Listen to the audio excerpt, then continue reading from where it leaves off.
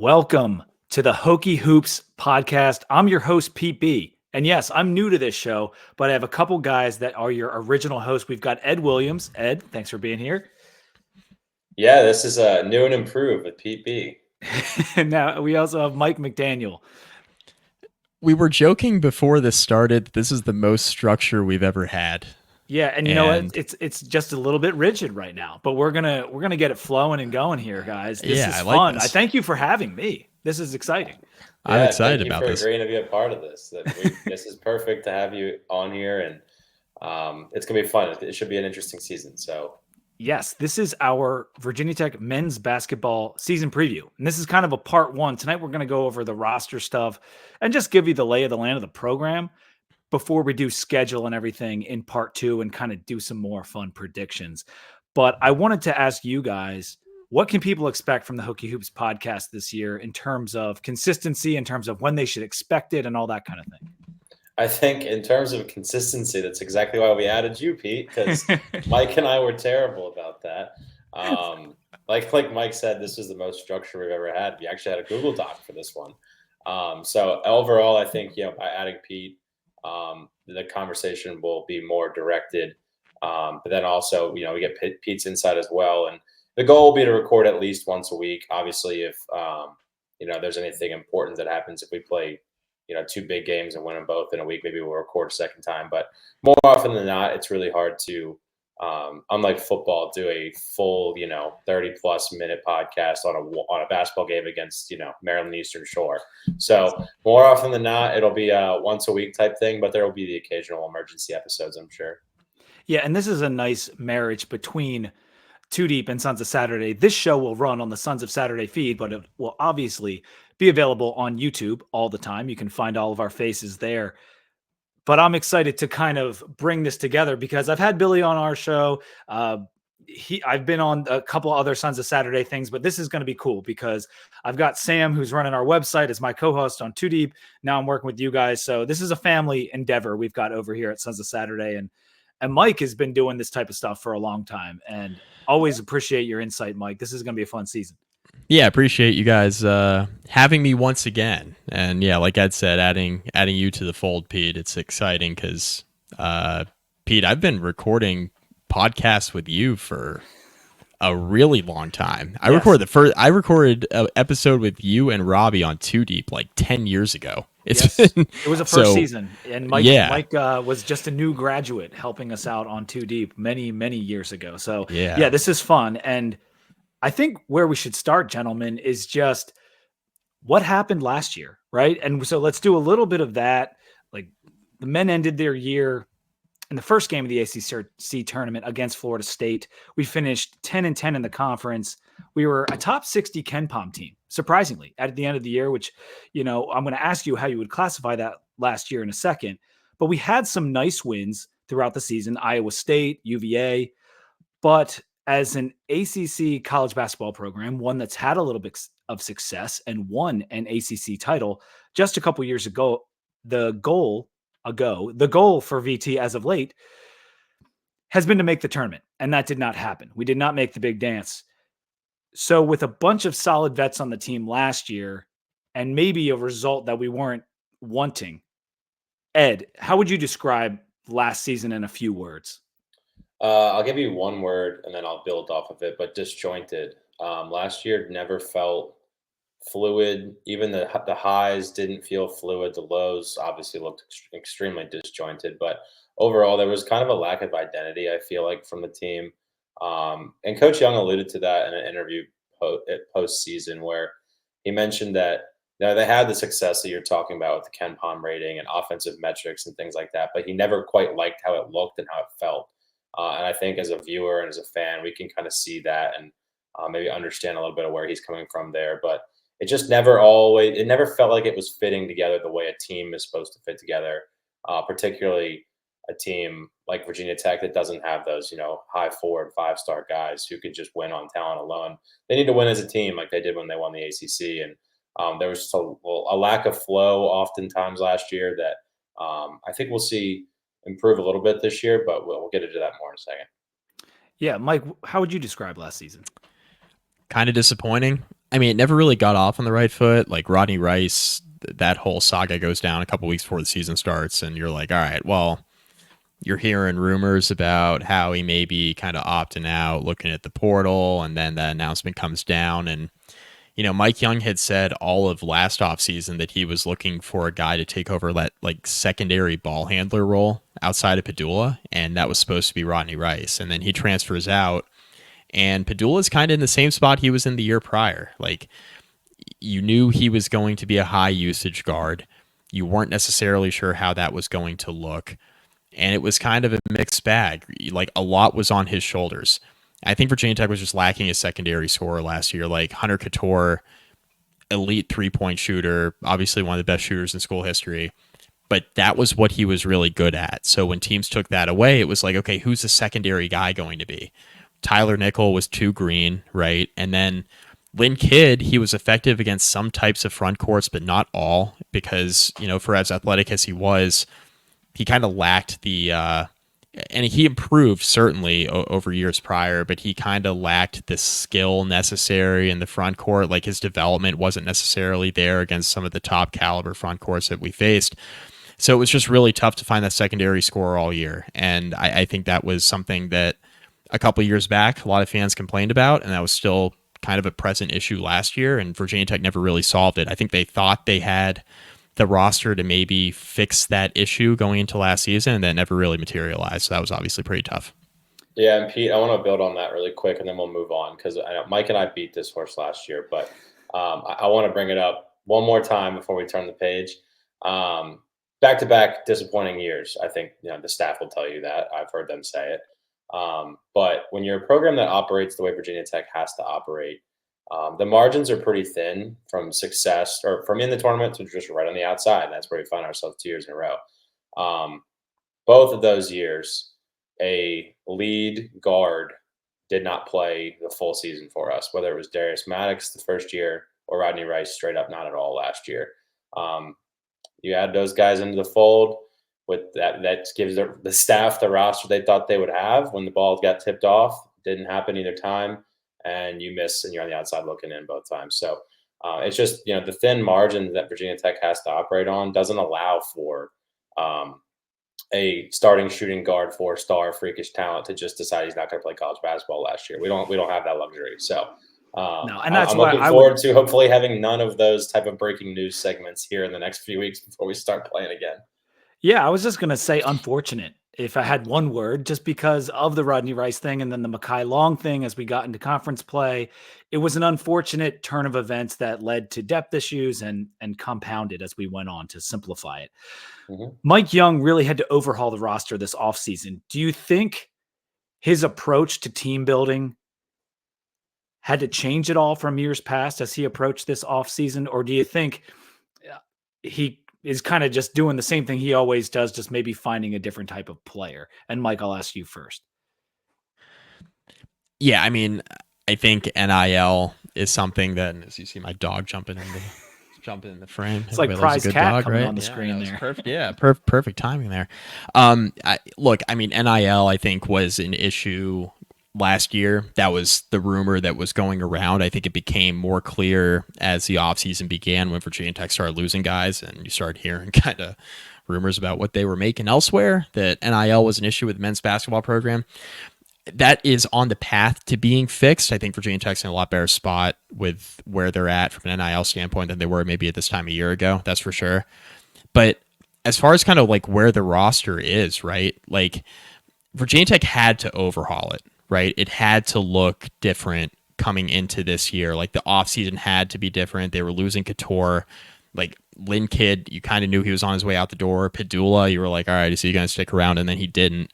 The roster had to be overhauled, and it was, right? And I think Virginia Tech's in a place now where instead of kind of trying to build their roster around one key guy, I think they're going more the developmental route, where you're picking up guys in the transfer portal that have been effective other places, and you're hoping to bring them in and bring them together and hope they gel.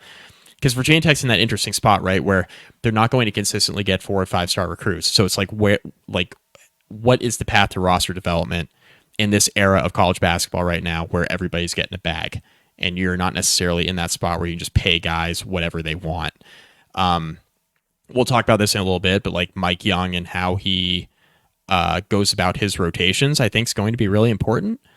But it's a spot now where the roster management had to be in a different place. They had to approach it differently.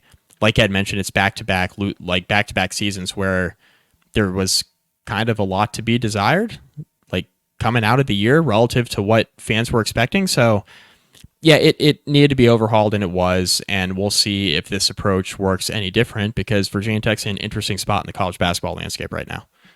What are your thoughts on that, Ed? Do you think there was a change? I think there had to be, because he's coached basketball for 30 plus years, and this was you've never seen anything like this before, right? I mean, I think there was to the NIL thing. The NIL thing is it's a two-part conversation. The first part is the guys we didn't retain, some of whom we would not have retained at the numbers that they were reportedly getting paid. The staff wouldn't have paid it. I wouldn't have wanted them to. Some crazy stuff was going on out there in terms of what certain players were getting offered. And then there's the people who we would have wanted to retain and didn't have the ability to, and guys who didn't want to leave, or, wouldn't have been their first option. They weren't looking around. I'll say, like, there was people who probably weren't looking to leave, who had no choice because of the finances involved in it. So yes, I think he had to change his strategy, because once all those guys walk out the door and you look at what you have left in the building, you almost feel like, it's 2019 again, and you have Wabisa Beatty and nothing else. And you look around and it's Brandon Rechsteiner, Patrick Wessler, Jaden Young, and nothing else. So there was kind of a Moneyball approach, it seemed like, when you look at the advanced metrics of some of these guys we'll get to here in a second. Some really, really impactful basketball players who had success at other places and were kind of, not those giant names on those top 50 portal guy type lists, but were really successful basketball players elsewhere. So I think there was a bit of a Moneyball type approach. And then just kind of an overall state of the union in terms of the NIL thing. From what I am to understand, going into the offseason was not in a really good place. What those guys had to work with, given the people they had to replace that they knew they were going to have to replace, but then also all the guys who got offers that whether or not they were market value, you can argue. But those guys that got offers that they were planning on being here that left, that was not in a good place. Now, like Mike said, for everything we've heard, it's on the way to being in the right place. But in a lot of ways, you lost an offseason because of something that was falling short of kind of what it should be in the ACC. And I always use the adage, like, if you give this staff a tier C budget or tier C resourcing, you'll get a B tier result. These guys are always going to punch above their weight. That's how they were as successful early on in their Virginia Tech tenure as they were when everything was on a level playing field. As things have spiraled out of control, it becomes even harder and harder to punch above your weight. But I think some people have done a good job of maybe getting the ship back on the right track, and we won't have to deal with the craziness that we saw this offseason where somebody was entering the portal every day. I like what you had to say there about the Moneyball thing. And I do think our coaches, the guys they went out and got, and we're going to detail all the new guys because there's a lot of new players that people need to be familiar with. But I think they got a lot of bang for their buck, so to speak. Not that we know the exact dollar amounts, but yeah, I also wanted to just mention, when we're talking about roster building and a team like Virginia Tech, we have recruited pretty well out of high school in terms of just stars that have come to our program over the last half decade. It's been pretty solid considering our basketball history, but we've had a hard time keeping those talented high school guys in the program over Young's tenure.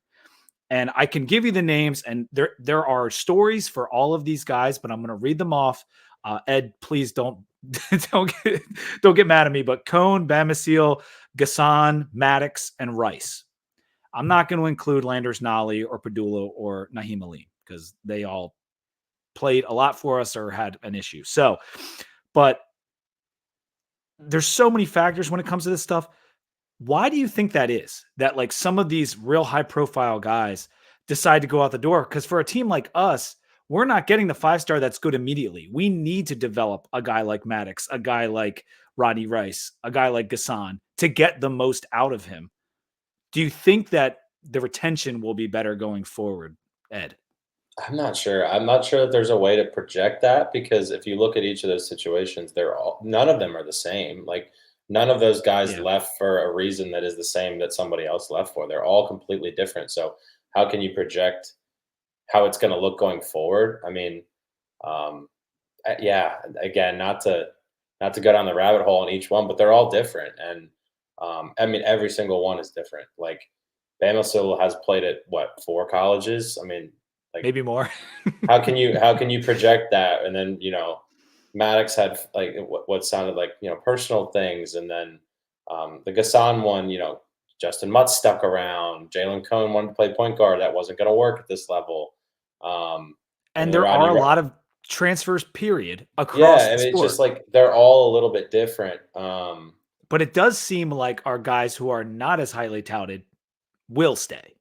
And I don't know if that's because they don't have the NIL options maybe to go elsewhere. They could, because they weren't a 4-star or whatever it is. But obviously we had guys like Padula stick around a number of years, and Couture obviously stayed forever.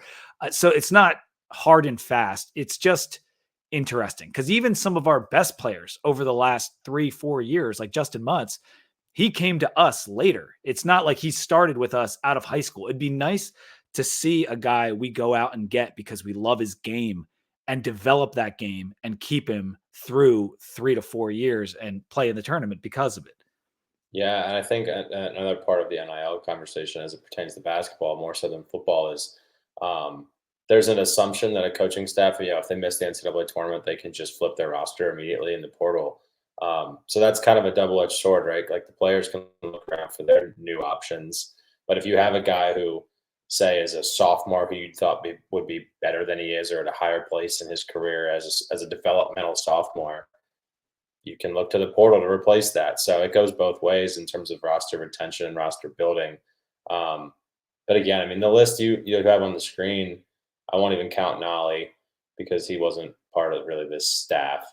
But Padula was a 3-star. Aline was a 3-star. Gassan was a 3-star. The other guys on there that you talked about were all 4s. But yeah, man, there's just no way to project when all the variables are different for each of those individual situations. Yeah. Mike, do you have anything to add to that? Yeah, the only quick thing is, like, try to keep 1, maybe 2 guys, right, out of a bunch of really talented players, and you're already talking about a roster. It's going to look different year over year, right? Like, I think where Mike Young can potentially change, and we'll see, how this plays out with some of the new guys that are going to be in the mix this year, is like Mike Young historically, and this is like the pre-NIL era, when he was coaching at Wofford, he coached a lot of teams that had, really good players that were juniors and seniors, like developmental guys he kept in his program for 4 years. It's a lot harder to do that right now because of, 1, the era that we're in, but 2, when you're in the ACC and you have these highly touted guys that you keep bringing in, because like you guys mentioned, Tech's recruited pretty well relative to the kind of program they've been historically. Like, they recruited well under Buzz. They've recruited well under Mike Young so far relative to the program they've been historically. And if you keep just a handful of these guys, you're going to be in a lot better shape. And where I think Mike Young could maybe change his philosophy a little bit, just because of the nature of college basketball now, is maybe go to the young guys a little bit earlier. And look, that doesn't mean you're going to. That's what I think sometimes. Like, throw them a bone a little bit. Don't play them huge minutes necessarily, right? If they're not ready, they're not ready. But, like, you gotta show them a path to them playing in a year, right? You gotta show them a path to, like, hey, I have a future at this school.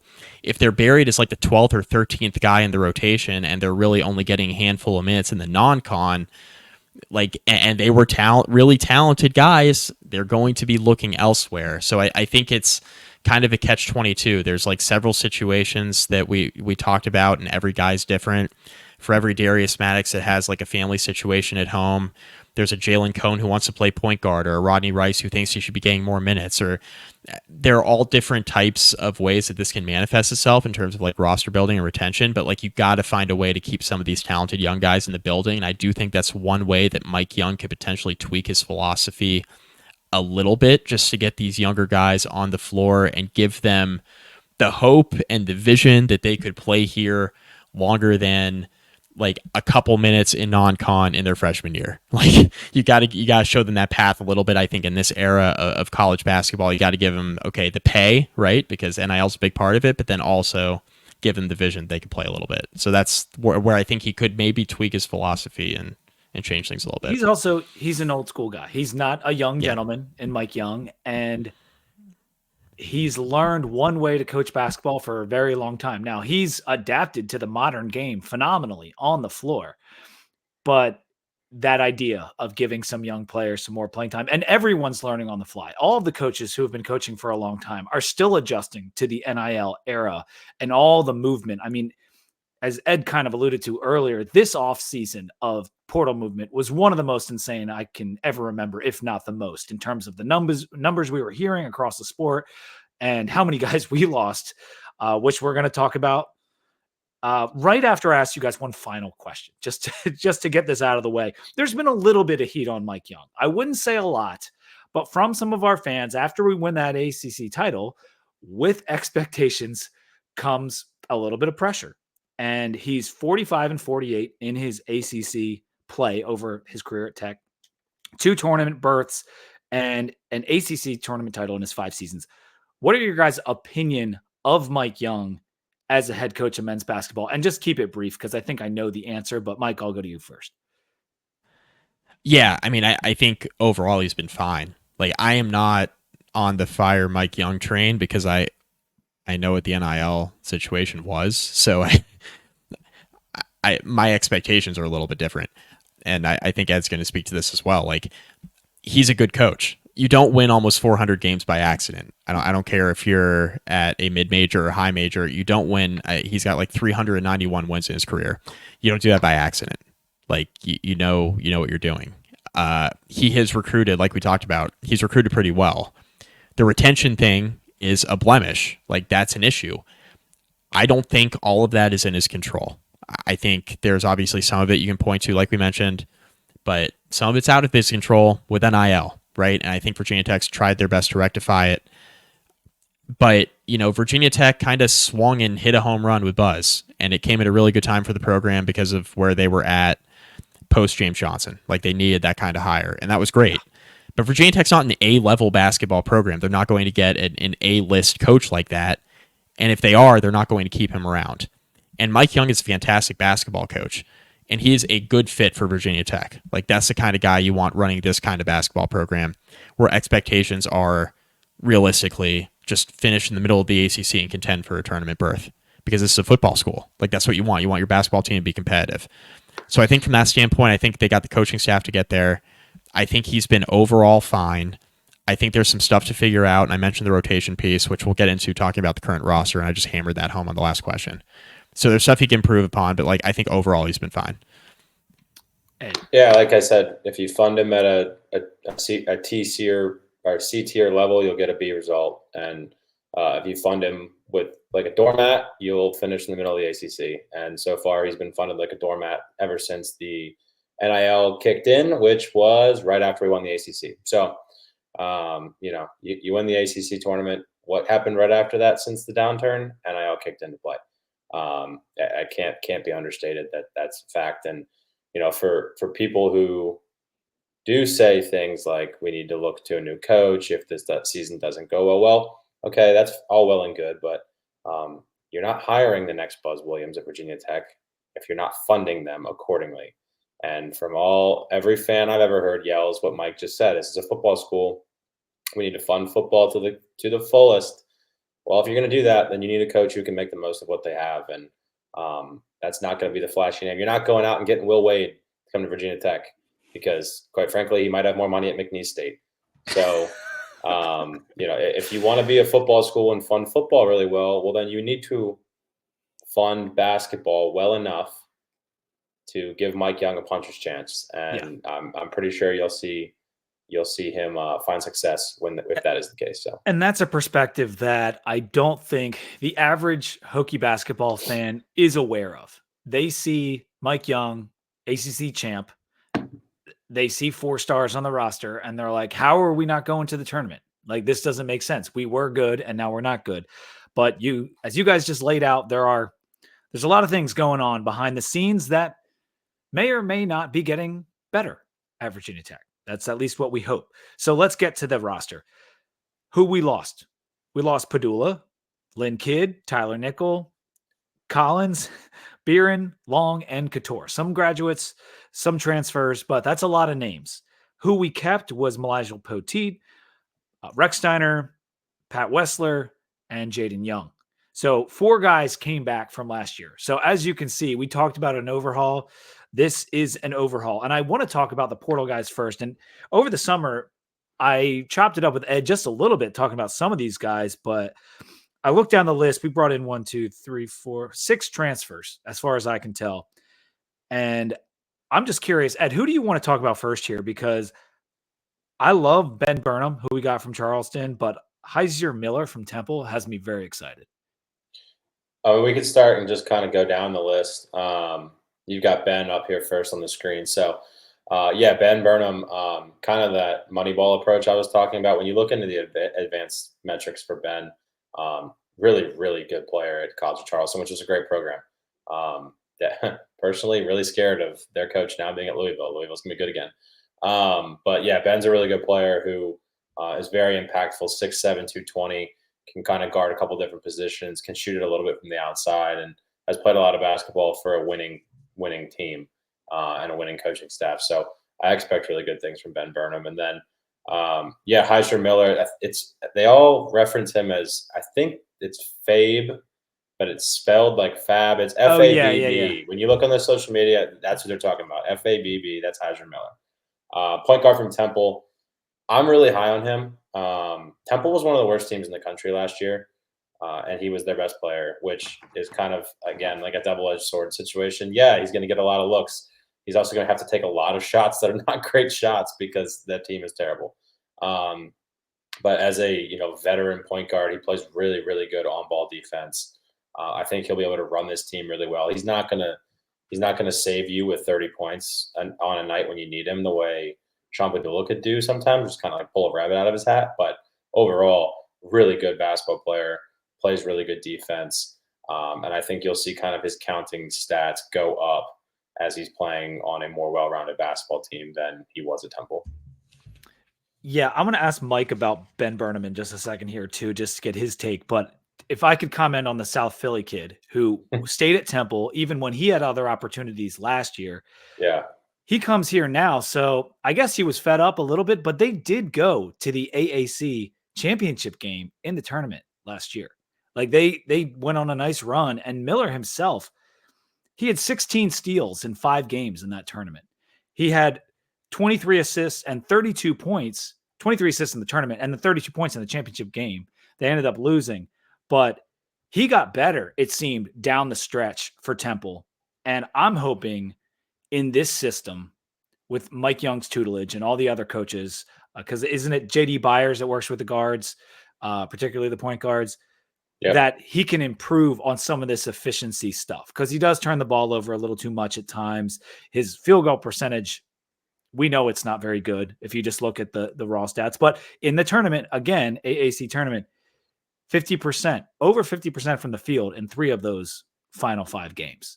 And so I think his shot was coming around, and he had to do so much, Ed, like you said. That all that stuff said about Miller, I think Ben Burnham is the biggest pickup. Do you agree with that, Mike? I do agree with that. I think you consider the program where he came from. College of Charleston gave Virginia Tech hell last year. We know that. But you consider the program where he came from, how he developed, how he's shot the ball, how he's shown the ability to defend. He can rebound. He's just a really versatile player. And Virginia Tech, every time they have one of these types of guys on the roster, they have a really good team. Just think it kind of in the mold of Justin Mutz with a little bit more to offer, obviously, as a shooter. And I think Burnham provides that.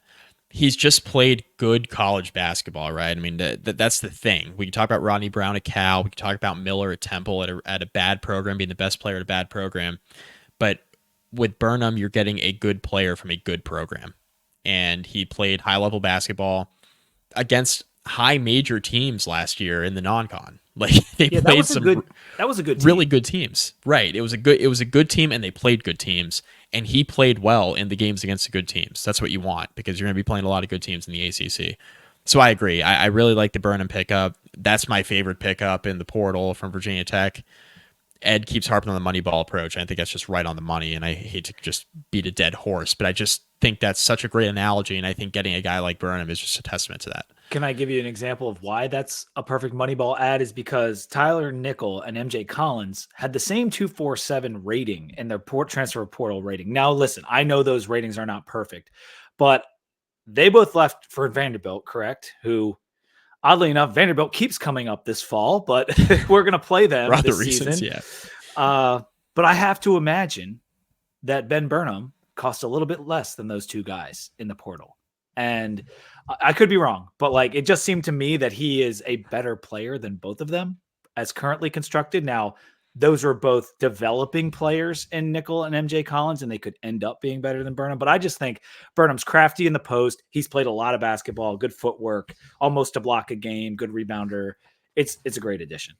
Yep. Let's go to Rodney Brown from Cal, because I think this is one of the more – this is an X Factor type of ad. I don't really know what we're going to get, but there is some pretty sweet upside here, Ed. Yeah, I think he kind of reminds me a little bit of Tyler Nickel coming over last year. Yeah, not rated quite as high as Nickel was, obviously, but a similar player. Tall guard wing player that can shoot it.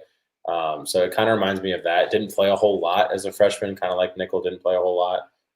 Again, I don't think he has the ceiling that maybe Nickel did, but who's to say? He played at Cal and they stink.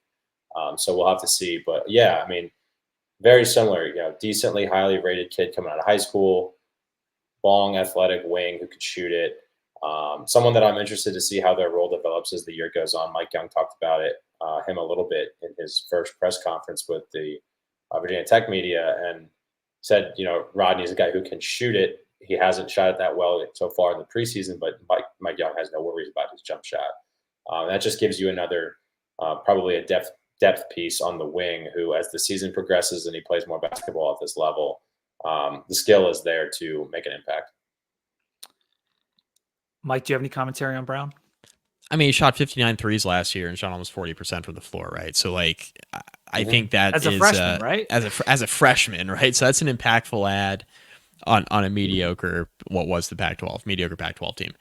And the other thing I want to add is just the impact that he can make as a defender, I think, and his athleticism is something I really like about this edition. And I think that's something to watch, especially early on in his Tech tenure, because I think it'll be a little bit hot and cold shooting. And we saw that out in Nickel last year. It's going to be a matter of, okay, can you consistently defend? And I think Rodney Brown has the upside there. Yeah, and that defense is a great point, too, because that is what kept Nickel off the floor early on in his Virginia Tech career was the defense. So if that's something Rodney has been able to pick up on quicker, that'll get him plenty more opportunities to get on there and show off the jump shot. And in Mike Young's system, another guy who could thrive. You give him a good screener. Like, I feel like Brown could really be lethal one day because he's got 3 years of eligibility left. And that's what I don't know how much he'll contribute this year per se, but in spots, if he gets hot, like he could be a microwave kind of guy. Let's go to Toibu Lawal, better known as Toby, the kid from VCU, 6'8", 200 pounds, but that doesn't tell the whole story. He is an athletic freak of nature. I watched so many of his highlights after this came down, and I was really like, I can't believe we got this guy. What was your reaction to picking up Toby Lawal, Mike? As I unmute myself, I was surprised, honestly, that Tech was able to land him. That was my takeaway. I was like, wow, I was not expecting this. Very athletic, high range, like high ceiling defender. Virginia Tech hasn't had one of these in a while. Like this kind of athlete in the front court. They just haven't had this kind of guy. They've had good defenders in the front court, right? And they've had good defenders on the wings. They haven't had this type of upside athlete in a very long time. And that is and was my takeaway from his addition. He's going to add an athletic element to Virginia Tech in the front court that they haven't had from what I can recall in a very long time. And he gets his head above the rim. his head like on these, and that's what he is. He's a two-way rim runner, sick athlete. Now, Ed, there are some concerns that he's very raw, right? Yeah, and I think that's something that maybe our fan base doesn't fully. It doesn't get talked about a lot, so people don't really know about it or recognize it. But big man development in this program has been really good since Mike Young got here. Shout out Ace Custis. That's all I'll say on that. Ace the guy's coaching him up, man. But yeah, Toby's really exciting, and people kind of made jokes when Mike Young said, I haven't coached a guy like this before, and the insinuation from fans there was pretty funny, but. Fewer exciting Whites memes this year. That's what we're hoping for. Fewer exciting Whites memes. Well, now we'll get to that here in a second as I look at the list. But Mike Young hasn't coached a lot of guys like this because there's not a lot of guys like this. I mean, 45-inch vert or whatever it is. There's just not a lot of guys like this. There aren't. There are not. No matter where you coach and who you're recruiting, there's not a lot of guys like this. So interested to see how his usage is this year. And I expect him to, again, similar to Brown, get better as the year goes on. He'll be a fan favorite. I have to imagine he will be a fan favorite because he's going to do some Deron Washington stuff out there for people that remember such an athlete. He's that kind of guy. Look up his highlights, Twitter, YouTube. You can find him. Toibu Lawal from VCU. Let's go to Jaden Shoot from Duke. It looks like Shut. It's pronounced like Shoot, and I think that's what he's going to do. Right, Ed? Yep, that's what he's going to do. Pretty highly touted high school prospect, had a lot of injury issues at Duke, and obviously, the roster turnover there year in and year out. If you get behind the 8 ball in terms of the rotations and stuff there, you're not going to play.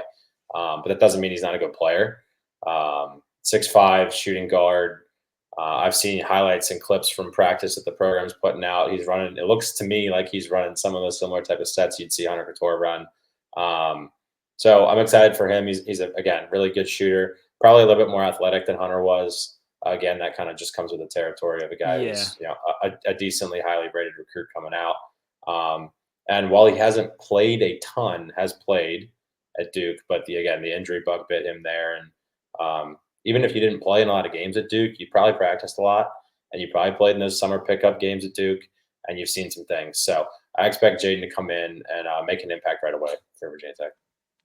He's going to be a really important player. Like you talk about, where this and we'll get into the full roster here in a minute, but like where is, what's this season going to hinge on? It's going to hinge on guys like Jaden Shoot who haven't had the success over their career so far in college, but are still young and obviously very good players. Like it's going to hinge on those guys contributing early. And he had left knee surgery last year and ended up using a red shirt, and he's a redshirt sophomore coming in. Third-year college player, hasn't played a ton because of injuries, but he was recruited to play at Duke for a reason. This wasn't like a guy at the end of the bench for the sake of being at the end of the bench. He was hurt.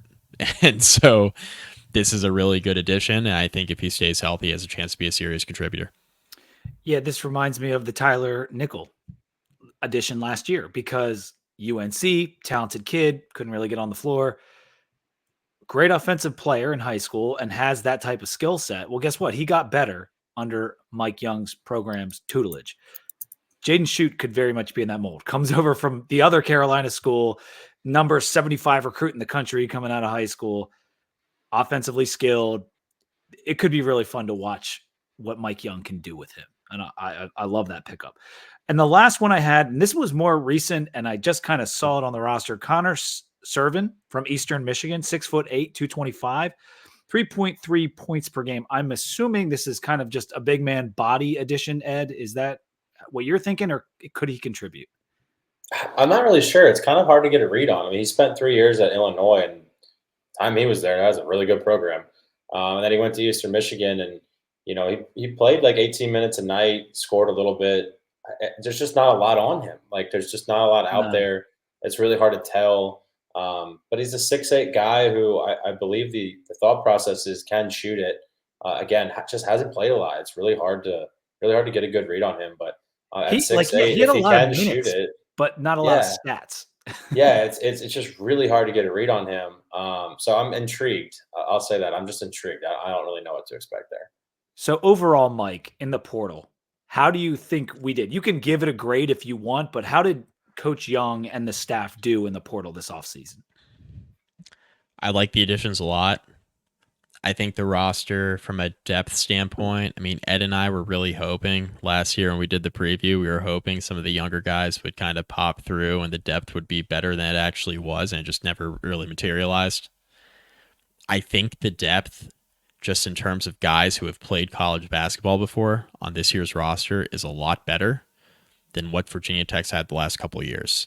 I think a lot of that is due to the portal additions. Like, the focus for Young and his staff was adding guys who have played elsewhere, who have played a lot of college basketball in some cases, who can come in some cases, multiple years of eligibility left, and develop in this Virginia Tech program, ideally.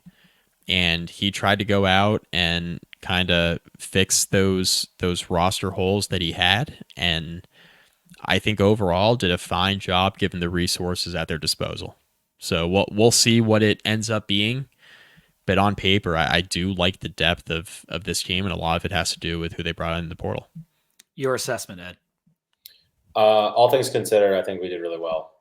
I think, again, I go back to that quote from Mike Young. I believe it was in a David Teal article way back after the season ended. David, I think it was David. So if I'm wrong, apologies. But caught Mike Young, I believe, out on the recruiting trail and asked him a couple questions about how the season ended. And he said something to the effect of, on paper, we did well offensively. I just hated how it looked. That's what he said. I hated how it all looked. I think it's going to look more like he wants it to this year. Less dependent on a huge, massive night from Sean Padula and more team-style basketball that we're accustomed to seeing with Mike Young. Kind of think back to, his first and second year where it was coming from everyone when they were winning games. It wasn't just coming from one guy, and I think we'll see more of that. So overall, I think we did pretty well, all things considered. Now, there was at one point, Jaden Ivy Curry commitment that ended up not coming to fruition. He ended up at UCF, which is one of the premier NIL schools on the East Coast. So wink, wink. But overall, man, like, he would have been a nice get, but overall, I'm pretty happy with how it ended. With his indecisiveness, I just feel like that might be addition by subtraction when it's all said and done. Because we do have 3 guards this year that I think can play. And so, whatever. Well, let's move to the high school guys quickly before we get to the starting lineup and depth kind of stuff, and then we'll close out. Ryan Jones from the Rock School. That's a kid that Ed had the chance to talk to on YouTube. You can find that interview. 6'8", 225, the number 78 recruit in the composite, according to 247. Ben Hammond, a guard from Paul IV. He flipped from URI to the Hokies. And then Tyler Johnson from Oak Ridge, 6'5", 190. Ryan Jones is the headliner here, Ed. And when you talk to him, I watched that interview. It was really good. I feel like this is Mike Young's chance, right? To keep the kid in-house, develop this kid. But I think he's going to contribute this year. Yeah, I don't know. I mean, I'm not sure what to expect from Ryan in year one as a freshman. It's always hard to project freshmen. But Ryan, it goes by RJ, so I guess we should all start getting used to that because I messed it up too. But yeah, RJ, really good player, really, really interesting kid. Really, really down to earth and has his priorities in line, and he knows what his priorities in life are. But super talented. You go look at his offer list and his final suitors. They were all the programs that you love to see Virginia Tech getting a win over on the recruiting trail. Well, the bigger one was Florida, being from Gainesville, right there in Florida, and plucking them out of there. I know A&M was on the list though, for sure. Yeah. No, A&M's on every list we recruit against, I swear. But yeah, man, like a stretch 4, stretch 5, maybe. He's only 6'8", but stretch 4, who could probably flex over to the 5 a little bit, can really, really, really shoot it. Like, think all of the good bigs we've had who could shoot it, the Grant Basilis, the Keve Alumas. He could shoot it with them. He can really, really stretch the floor, and that's what you'd like to see from a big and a Mike Young offense. And then the only question with him is going to be physicality as a freshman. Is he up to the task there? Time will tell. But then another backstory on him: before an injury in high school, he was a top 25 guy, depending on where you look. So at one point, extremely highly thought of on the high school circuit, and then had an injury and had to miss some time. I'll stop there and then we can go to the other two. But Mike, you have any thoughts on RJ? No, nothing really that you didn't speak of. He's just one of those guys where I'm wondering if Young's gonna get him on the floor early. Because I mean, my concerns with this team are really like front court depth based.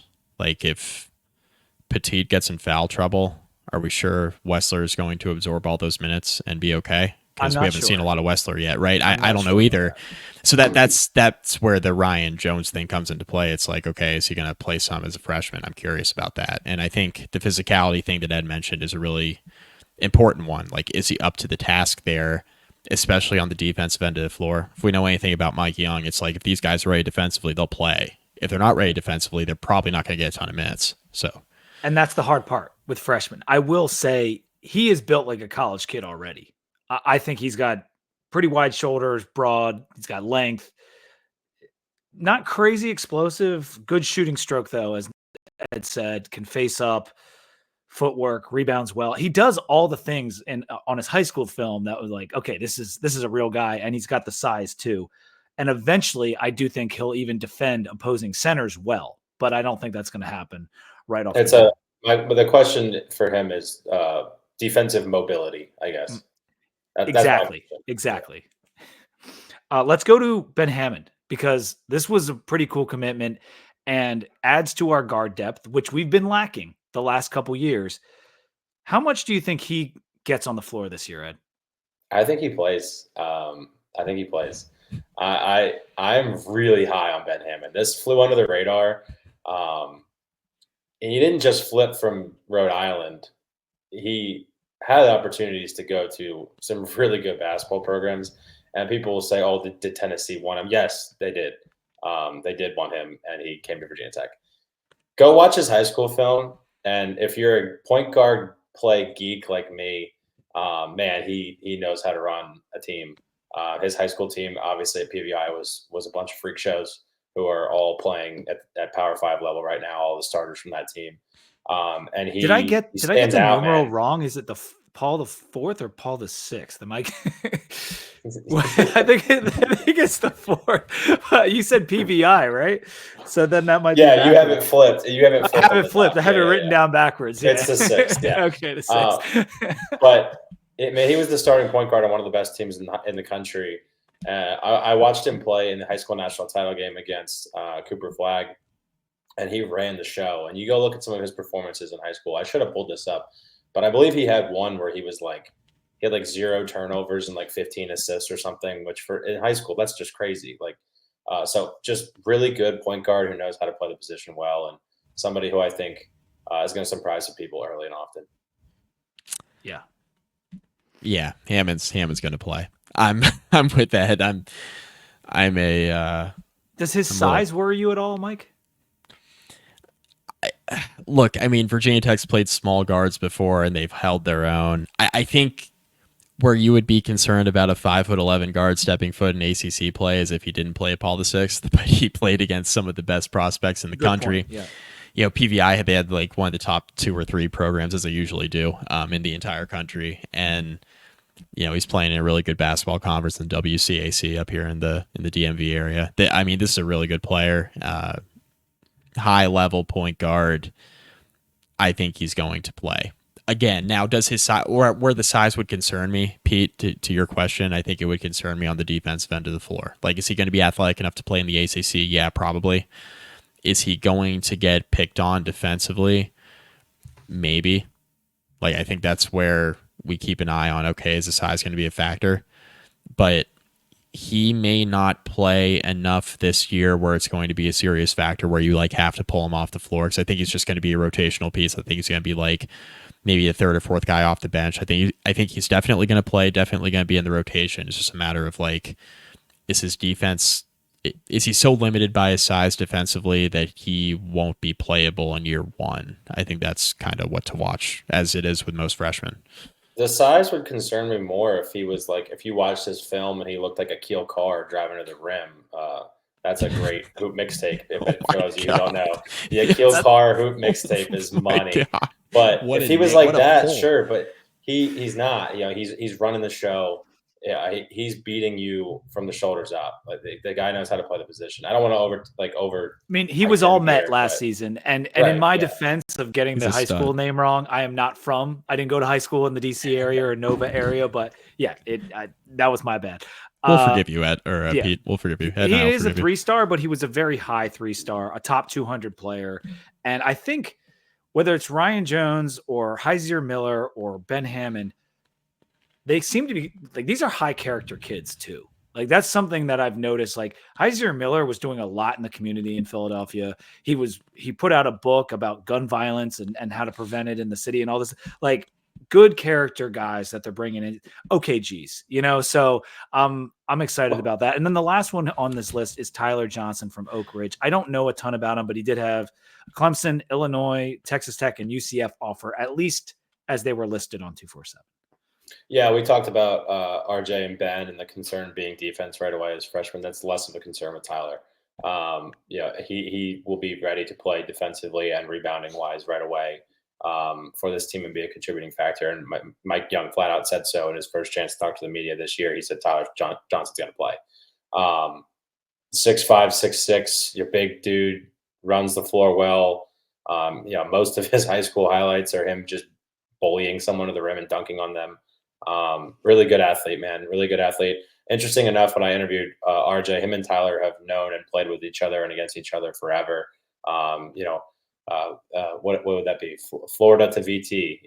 That seems to be a thing we've got going on right now. So yeah, I think Tyler's going to play right away. And Coach Young thought that highly enough to mention him at first chance with the media this year. That was telling for me.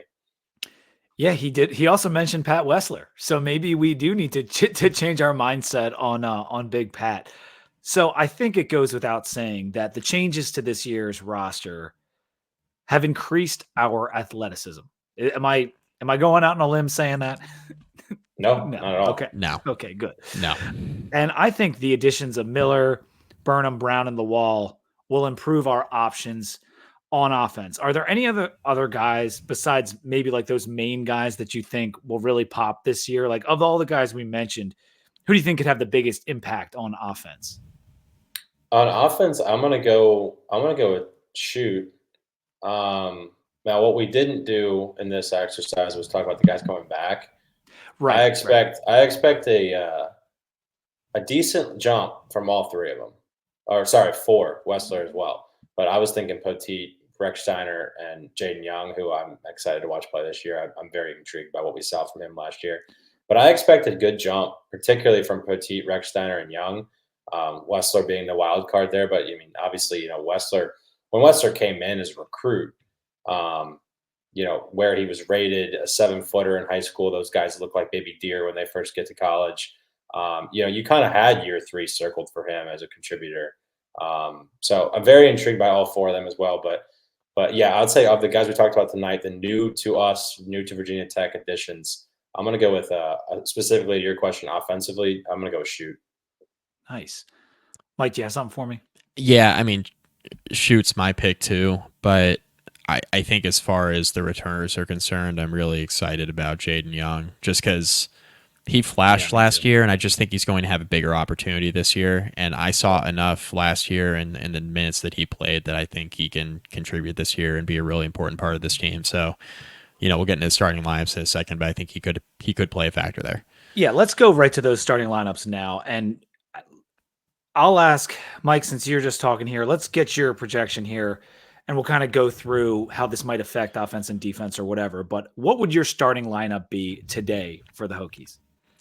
Yeah, so I just talked about Jaden Young. I think him and Shoot are definitely interchangeable. I wouldn't be surprised to see Young run out there first, only because Shoot's a newcomer, Young knows the system, that sort of thing. Obviously, I think Heisier Miller is going to start at point. It's going to be either Shoot or Jaden Young there at the 2, Burnham obviously at the 3. I think Toby's going to play alongside Poteet because I think what you get there is you get the athleticism with Toby. You have the rebounding both with him and Poteet on the floor. I just think there's an added element to the front court when you have the lob threat of Toby and you have the stout defender in Poteet who showed an ability to finish around the rim last year coming off the bench. So I really like how Virginia Tech sets up there. We'll see what the bench ends up looking like. I mean, I think Rex Steiner is going to play a ton. I think Rodney Brown, it's kind of a we'll see, but I think his ability to defend probably puts him in the lineup. I think Tyler Johnson, we just mentioned him, his ability to defend, I think puts him in the lineup. I think Wessler is going to be the first big off the bench, so I think he's going to play significant minutes. And then, like Ed, I'm very high on Ben Hammond. I'm really, really high on him. I think he's going to play a bunch. So when Mike Young is out here talking about 9 or 10 guys in the rotation, I think that's the group, and it's just a matter of who is going to who's gonna fill in and play more minutes. Maybe some of the freshmen get phased out as you get into conference play, and Young settles on 8 or 9 guys. But I prefer that he play 10. I would prefer that we actually establish that depth this year. So Ed, what would your 1 through 5 be? Miller at the 1, Shoot at the 2, and then I think the 2 and I guess the 3 spot in a traditional sense. Matchup dependent, you can go Jaden Young or Ben Burnham. I think I wouldn't be surprised to see Jaden Young because Burnham off the bench gives you some positional versatility that Young off the bench doesn't give you. But Burnham, he's kind of a Swiss Army knife, and that's what his skill set allows. Is he can play the 3, he can play the 4. So there's a little bit of versatility there that might be better used off the bench. Kind of think of it in like your fantasy football team mindset. That's your flex. You have to play him, but it's just a matter of you don't have to pick a position for him. And I think that might be kind of what Ben Burnham becomes, which is similar to what he's been in his career. Lawal at the 4, Petit at the 5. I think those are pretty. I think that's kind of Sharpie, if I had to guess. The question becomes the wings. I mean, the point guard, the 4 and the 5 are pretty set, I think. But then, Shoot, Young, Burnham, how that shakes out, those are the 2 spots will be interesting. And then it's funny, I put all this stuff on the doc earlier and Mike's stuff wasn't on here, and then I get on here and it's pretty much the same. Well, I'm surprised both of you guys have Shoot in the starting lineup. Not that he's not deserving necessarily, but like he hasn't done almost anything in college. Neither has Rodney Brown, though, and Rodney Brown is more of a wing than a shooting guard. What about the idea of Rechsteiner playing some of the 2? Because they say he's one of the better 3-point shooters on the team. Could he end up being in the starting lineup as the year progresses? I don't know if he'll start. I don't know if you ever start that lineup, but that lineup's going to play. And I think that, Mike Young talked about that. I know what you're talking about. Mike Young mentioned this in the presser. That lineup's going to play, and I think Hajir Miller's defensive ability allows you to play 2 point guards, 2 small guys on the floor at the same time. So you're not super limited. Like you're never going to play B-Rock and Hammond together, but you can when you have someone like Hajir Miller who can defend at the level he can. You can slide Rechsteiner in at the 2 and play him off ball. I do think we will see some of that. I think you have to have, to Ed's point, I think you have to have a primary ball handler coming off the bench at some point, right? And I think Rechsteiner provides you that. He can play alongside Miller, and I think he will. But I think if you throw them both into a starting lineup, one gets into foul trouble, you can slide one over, right? But then I think you're limited in what you can bring off the bench. And to answer your question, Pete, about Shoot, like I think Virginia Tech is going to need a shooter like him on the floor. Like I think and so my concern is like, for what we saw out of Rechsteiner last year, and a lot of it was really good stuff. And then we saw the stuff with the turnovers and, with the higher usage minutes, that sort of stuff. I think what you get if you start Shoot is you get the ability to shoot from the perimeter. And if you're bringing Burnham off the bench, which is a scenario we've floated, then you kind of bring some balance to the 2 units, right? You have some shooting coming off the bench. I just don't see Burnham coming off the bench. I think he's going to play. I think he's going to start. Yeah, you can come off the bench and play starter minutes. You can come off the bench. Yeah, I know. It depends on how you want to do it. With Jaden Young, I think the reason that Shoot ends up in the starting lineup, as you guys are projecting, and I definitely trust your judgment, is that he's the truest shooting guard we have. I mean, is Jaden Young more of a guard or a wing?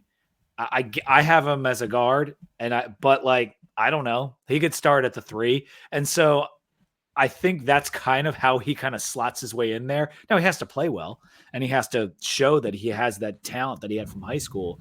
But it's going to be fascinating because we're going to learn so much about this team right away because we just don't know so much. Like they play their first game is on November 4th against Delaware State, and it's hard to project the starting lineup, whereas that has been a little bit easier in years past. And one more thing I want to add too is that I think what Virginia Tech has this year, they got a lot of athletic wings who can defend, right? And some of it is projection because a lot of these guys are young, but like you look at Rodney Brown, you look at Tyler Johnson, you look at Burnham and what he's already done, you look at the athleticism with Wall. Like these guys have defended or shown an ability to defend at whatever level they were playing basketball at, whether it's high school when you're talking about Johnson, whether it's in the Pac-12 with Rodney Brown. We saw it with Burnham at College of Charleston, Toby at VCU. Like these guys have shown an ability to defend and have shown athleticism at a high level that Virginia Tech just hasn't had on these past rosters. So this is the most athletic I think a Mike Young team has been since he's gotten to Blacksburg. And now, whether or not has been a problem, right? And defense has been an issue. And some years it's been like, all right, this team is defending okay, and we're waiting for the offense to come along. And then some years it's kind of the other way around. I think this year, maybe you don't have the ceiling on offense, but with like maybe one or two guys, but I think you have the depth. I think you can spread the ball around the floor. I think Mike Young it's going to be more visually aesthetically pleasing relative to like what we've seen from Mike Young teams in the past. And I think there's just going to be an element of athleticism that Virginia Tech's been lacking that I think a lot of fans will be excited about when Tech gets into ACC play and they're going up against teams that have better players. It's like, all right, well, they got better players, but we got some athletes that can hang a little bit. It's not like, all right, this is going to be a grind. We're going to be down 20 in the second half. That stuff still might happen, but at least we'll have a fighting chance, I think, with our athleticism that we haven't had in years past. Do you have anything to add there, Ed? And if not, I do have a question for you. No, I'm good. What's up? Could we end up going small? Because Elijah Poteet is our only real reliable center right now. I've heard some good things about Wessler. Maybe we have RJ, but if we were to go small, could Burnham play a small ball five? Could someone else play a small ball five if we had to? Because I worry a little bit about that center depth. Yeah, and you should. I think the going small lineup would be Lawal at the 5 and Burnham at the 4. That makes sense. Yeah. And then you can play, if you're getting real small, like Miller, Young, Shoot, Burnham, Lawal. I think that would be your 5. That sounds fun. It could be really fun. A lot of shooting. Yeah. Well, Wessler is going to have to play. Mike Young said he's going to play. Well, he's going to have to play. So whether or not Mike Young's comment was whether or not he meant to say Wessler's going to have to play or he meant to say Wessler's going to play, those two things are the same thing. So we'll see. I would think as a third-year guy, he's developed into something resembling what his finished product might be, and we'll find out pretty quick. Flat out, my biggest concern is center depth. Flat out, the biggest concern on the team. You can interchange guards, you can interchange wings. There's multiple guys who I think can put on the floor and score. Right, I think there's guys who can create off the bounce that Virginia Tech's been lacking. The stuff that's been a concern for me in past years is not a bigger concern for me this year. It's more of like if Poteet goes to the bench in foul trouble and Wessler's got to play big minutes, you can say what you want, and ACC Media Days, which we'll hear tomorrow, actually, as we're recording today, you can talk about what you want to talk about with local media that Wessler's going to play. He needs to get on the floor and produce. And if he doesn't produce and Poteet's in foul trouble, you have to go small. And while that can be fine against a lot of teams, there's going to be a select number of teams that Virginia Tech plays this year, in conference play especially, where they're not going to be able to go small, or if they do go small, it's going to be a disadvantage on one end of the floor. It's going to be an issue. So that is by far my biggest concern with this team. If Wessler is developed and he's taken the step that the staff has said, and he gets out on the floor and he gives Virginia Tech 18 to 20 minutes a night, and he's playing high-level defense, and he's rebounding, and he's playing the Elijah Poteet role that he played last year, perfect. That's what Virginia Tech needs, because I think they have enough guards and wings to compensate. They don't need him to go for 20 and 12. They need him to go for like 8 and 4 and like 2 fouls and like just slide your feet out there. Slide your feet defensively and just not be a liability on offense. That's what they need. And if he can do that, I think Virginia Tech will be okay. Serviceable. Yeah. Well, the backup center can be hard to find, as I know from my Sixers. It's we've been through a lot of them, and so I'm hoping that it turns out better than that. Are DJ Burns and Baycott gone? Are they both gone? Because we like playing teams like that could be a problem. You know, a big center like that pounding on Malaysia the whole game. I'm not sure Lawal can do a small ball 5 against a DJ Burns type, you know, so it's going to be interesting to see how that all plays out. So this was part 1, and I had a blast going over the roster with you guys. That was fun. In part 2, we're going to go over the schedule because the conference slate just kind of came out recently, and we'll go through that. We'll go through the non-con, got some fun games, one in Baltimore. There's one at the Palestra in Philly, which if you guys never been to the Palestra, it's a museum of college basketball. It is so awesome. You should go to that game. We're playing St. Joe's. But we'll go over all the games in part 2 and give you a record. We're not going to preview every opponent, but we'll kind of talk about how we expect the team to flow throughout the season and whatever else you guys want to do. I don't know what Ed and Mike are going to cook up, but will we bring that to you a little bit later into football season, or when will that come? Yeah, it's October 8th right now. I believe the first game is November 4th. So we'll probably let this one sit out there on the internet for 2 weeks, and then we'll give you that one closer to tip off. Yep. All right, gentlemen. Well, make sure you guys are subscribed to the Sons of Saturday channel on YouTube. Give this video a like. Subscribe to the Sons of Saturday pod feed, whether it's Spotify or Apple Podcasts or wherever. And of course, 2 Deep, if you want to throw us a follow, we'd appreciate that as well. And until next time, go Hokies.